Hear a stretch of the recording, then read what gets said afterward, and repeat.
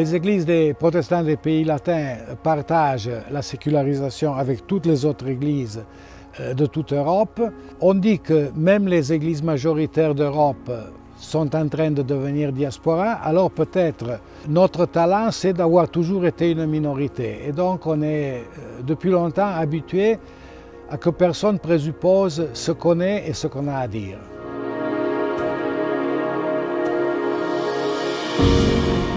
La notion de frontière est ambivalente. D'un côté, il faut qu'on défende nos frontières en tant que pays démocratique.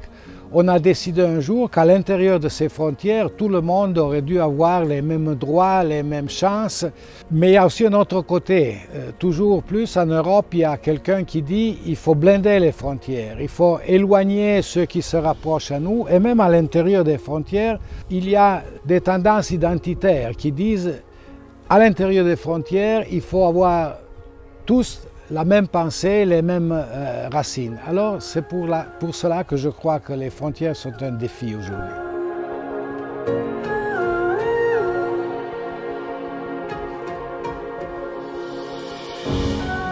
Il est toujours plus difficile de parler de Dieu.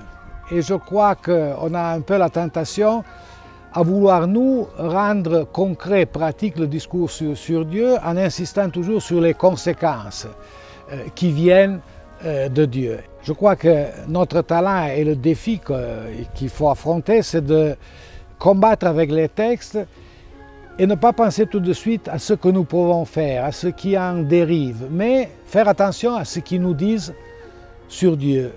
Au début, on aura l'impression que c'est quelque chose de pas tellement actuel, et la surprise sera que c'est vraiment la chose plus importante et plus concrète à dire.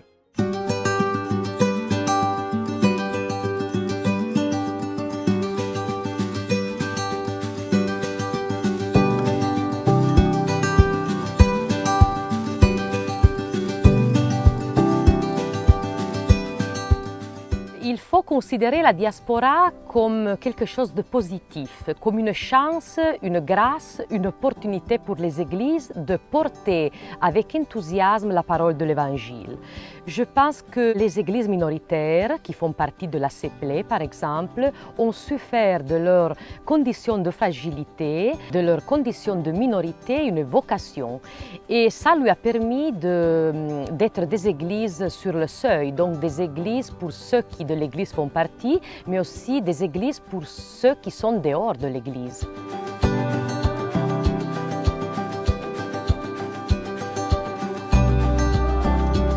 Je pense qu'il ne faut pas entendre le conseil de diaspora comme quelque chose de négatif, comme un déclin ou quelque chose qui nous laisse à l'insignifiance. Parce que sinon, on devient frénétique dans notre activisme. On met l'accent plus sur l'action sociale, sur l'action diaconale, que sur l'annonce de Dieu. C'est clair que la diaconie est une dimension importante de l'Église, mais ce n'est pas la seule. Je pense qu'aujourd'hui, on doit retrouver le courage de témoigner notre foi et de nous demander qui est vraiment Jésus-Christ pour nous.